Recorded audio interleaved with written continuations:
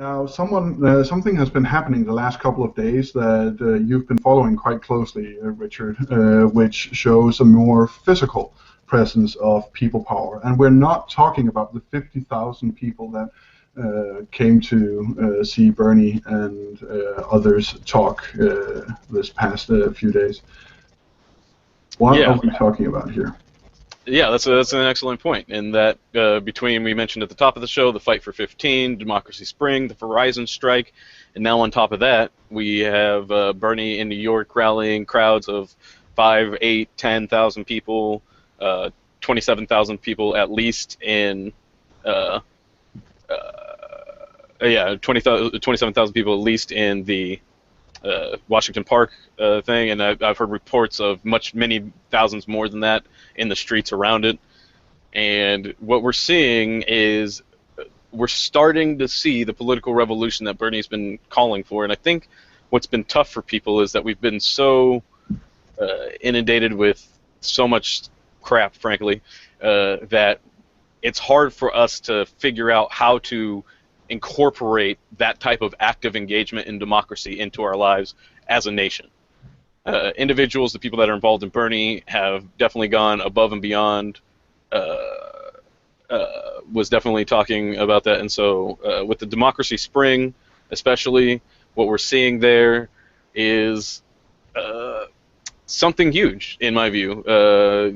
People out there getting arrested, and Cenk Uygur from Young Turks was also arrested, and I think some of the terminology may be unclear about whether these people were being fully arrested or being detained, and whether how that's actually going to fall out as far as the justice system functions, which I think would be interesting. There may be, some people may be getting charged more heavily than others, and I think that's not uncommon with protests, and so there's interesting dynamics there. But also, what we need to see, and I think one of the things that's going to benefit Bernie is the weather getting better across the country, is more people getting out. We've seen there was the March for Bernie not too long ago, and what a lot of people see what we have here is the image from Democracy Spring. Nis, you can go ahead and talk about it so it pops up there for us. No, I just put it up for you to. Yeah, you're right. It rotates between who's making the sound. Yeah, okay. But yeah, this is one picture from Democracy Spring. I was just trying to find it while Richard was talking, but that's not going to work. Okay, you keep going. Yeah, some of our production restrictions. It looks like I'm getting reports from behind that the people had to pay fines, so it was essentially like a ticket, it sounds like. So, I mean, one of the and there's what I think may end up becoming an iconic photo of. Yeah, okay, yeah, that's one of the things we're getting from the back room, that many of them weren't actually formally arrested, just as there were so many of them. We had reports earlier that they ran out of space to store them, and they didn't have enough buses to transport them initially also. And they haven't stopped. They also, what didn't get covered very much on the corporate media, was that they also had a sit-in near where Paul Ryan was telling everybody he wasn't going to accept the nomination. They were also there and made it difficult for people to get in and out, but despite that, they managed to not mention it, because obviously the story is him saying, I'm not going to accept the nomination, just as though he said he was not going to be the Speaker of the House.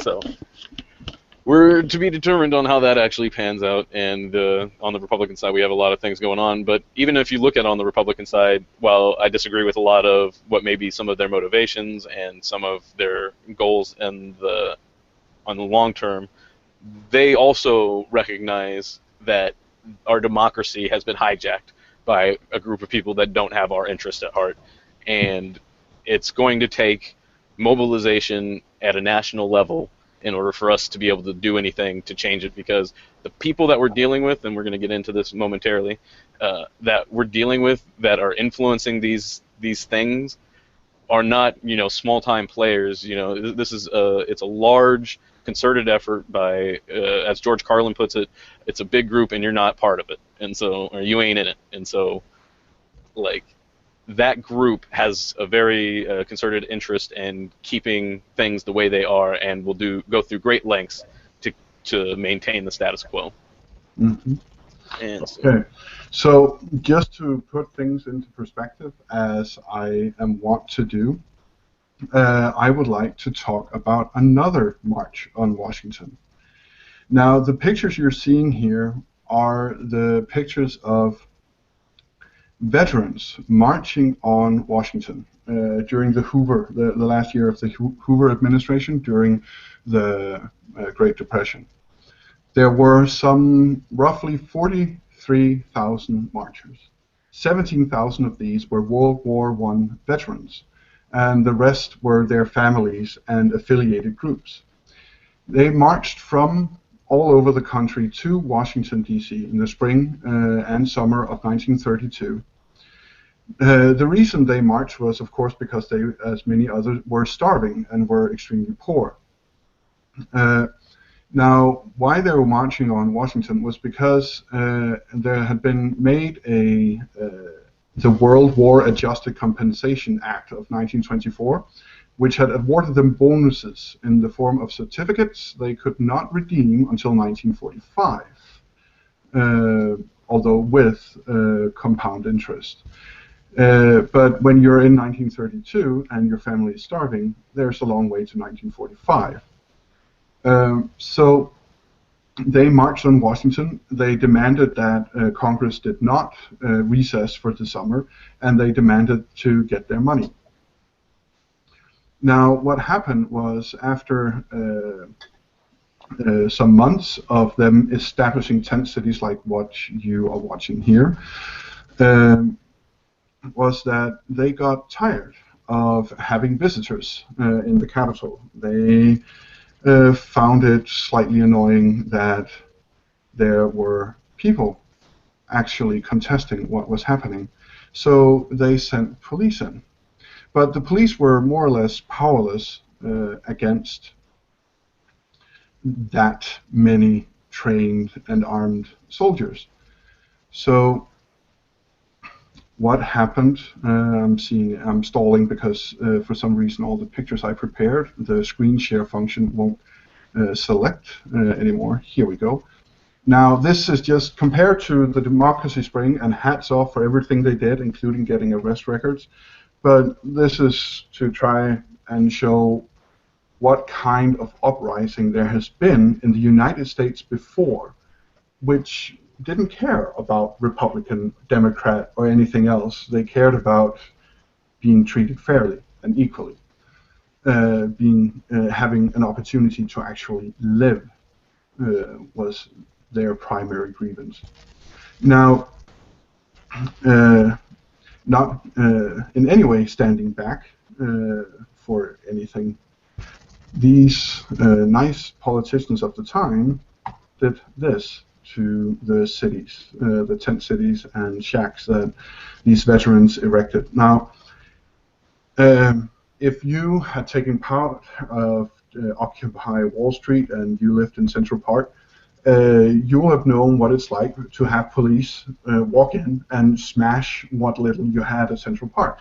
But you would most likely also have had parents or a home to return to or something to return to if not in Central Park anymore.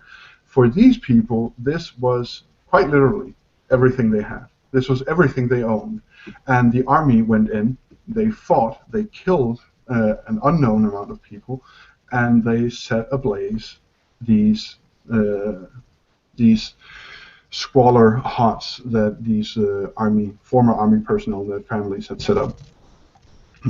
We don't have time anymore, but I had also found a video on it that shows what actually happened in more full-fledged. But go research Bonus Army, go to Wikipedia, go to almost any historical site other than the History Channel. Please, God, don't use that for anything but to watch the Vikings.